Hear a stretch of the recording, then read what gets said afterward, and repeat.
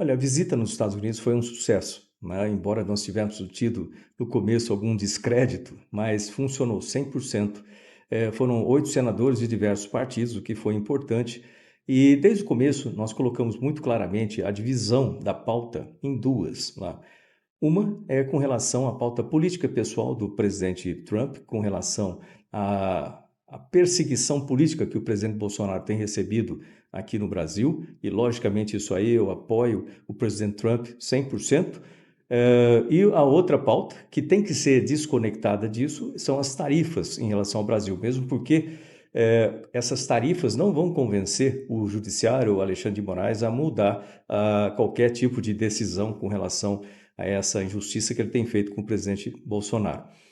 Portanto, nós cuidamos mais não da negociação, porque nós somos um grupo parlamentar, então, mas o diálogo e abertura de canais com as nossas contrapartes no Congresso americano. Falamos com 10 senadores, a maior parte deles do Partido Democrata e um deles republicano, mas foi muito importante, já explico por quê. E aí falamos também com o setor privado nos Estados Unidos. Qual que era o objetivo?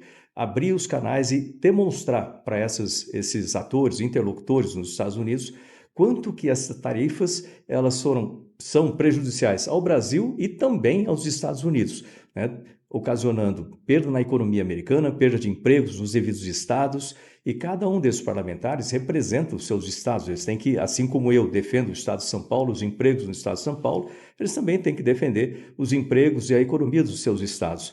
E funcionou essa estratégia, né? Nós não podíamos negociar, mas eles, dentro dos Estados Unidos, a partir do momento que eles souberam dessa situação, eles começaram a passar a palavra. Então você fala, mas um senador democrata tem influência no governo? Ele tem contatos, né?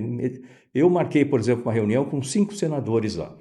E logo depois da reunião, o Mark, que era quem marcou essa reunião, organizou do lado americano, ele já entrou em contato com o secretário de Comércio americano, né, que trata exatamente das questões de tarifa, e passou para ele todas essas informações. Coincidência ou não, né, e também o esforço das empresas falando ali dentro dos seus canais, dentro do governo americano, as empresas americanas falando com eles, coincidência ou não, entraram 600 itens na isenção, saindo dessa sobretaxa de 50%. Ou seja, está aí um resultado prático, factual, né, dessa visita que precisa ser levado em conta. Agora, teve também essa expansão do dia 1º para o dia 6, mas isso não muda muito.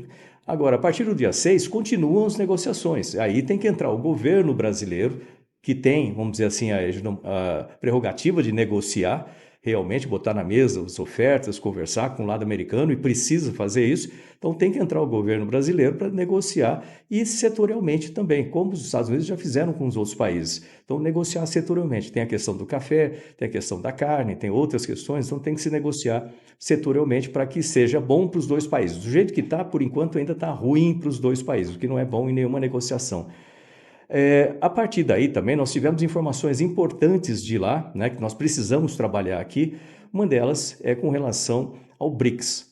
Então, o presidente Lula tem trabalhado contra o país, fazendo discursos anti-americanos e falando de uma moeda fictícia, né, aí, do BRICS, e isso preocupa e muito parlamentares de democratas e republicanos lá. A gente notou nitidamente isso.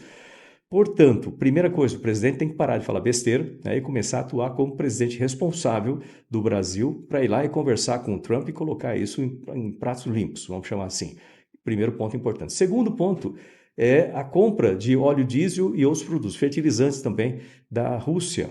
Existe um embargo colocado pelos Estados Unidos com relação à Rússia para terminar o mais rápido possível a guerra com a Ucrânia, e os países que financiam, de certa forma, direta ou indiretamente, a Rússia com isso, vão ser penalizados. E eles estão passando agora, nesse momento, né, eles estão passando um projeto de lei, vamos chamar dessa forma, um projeto de lei que vai taxar não em 50%, mas em 500%, ou seja, o embargo, os países que continuarem com essas compras, direta ou indiretamente da Rússia. E o Brasil tem que sair dessa lista, né? Então, para isso, também o governo tem que atuar lá junto com os Estados Unidos para fazer essa negociação. Nós dependemos aqui, 96% dos nossos fertilizantes são importados, inclusive da Rússia e dos Estados Unidos e outros países. 30% vem da Rússia. Mas os fertilizantes eu não notei tanta resistência americana com isso, mesmo porque isso aí afetaria, né? Você parar com isso aí afetaria a segurança alimentar do planeta. O Brasil produz muitos alimentos para o planeta todo. Agora, a questão de óleo diesel é outra conversa, né? Isso aí tem que ser tratado com muito cuidado, rápido e eficiente pelo governo brasileiro.